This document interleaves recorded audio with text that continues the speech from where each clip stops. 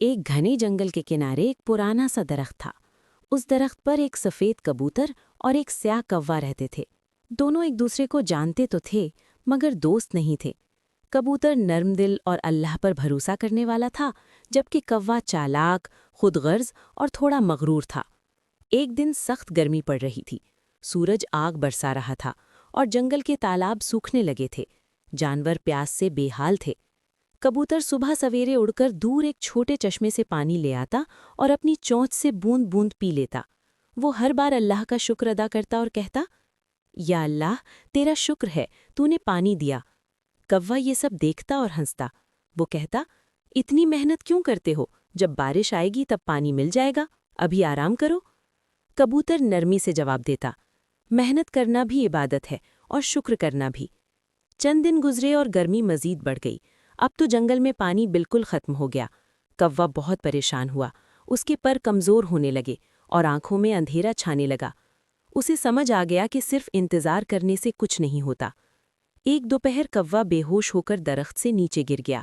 کبوتر نے جب یہ دیکھا تو فوراً نیچے آیا۔ اس نے اپنی چونچ میں تھوڑا سا پانی بھر کر کوے کے منہ میں ڈالا، جو وہ صبح دور سے لے کر آیا تھا۔ کوا آہستہ آہستہ ہوش میں آیا۔ اس کی آنکھوں میں شرمندگی تھی۔ کوا بولا، میں تم پر ہنستا تھا مگر تم نے میری جان بچا لی، کیوں؟ کبوتر مسکرایا اور بولا، اسلام ہمیں سکھاتا ہے کہ بھلائی کرو، چاہے سامنے والا کیسا بھی ہو۔ اللہ نیکی کرنے والوں کو پسند کرتا ہے۔ یہ بات کوے کے دل میں اتر گئی۔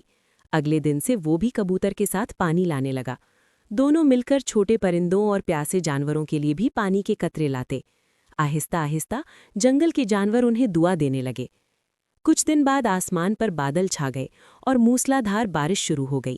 تالاب بھر گئے، درخت ہرے ہو گئے اور جنگل میں زندگی واپس آ گئی۔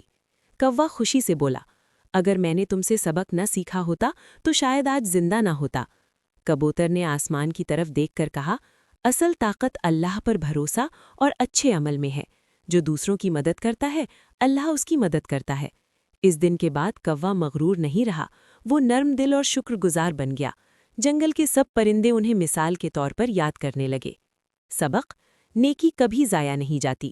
اللہ پر بھروسہ، محنت اور دوسروں کی مدد انسان اور پرندوں کو عزت دیتی ہے۔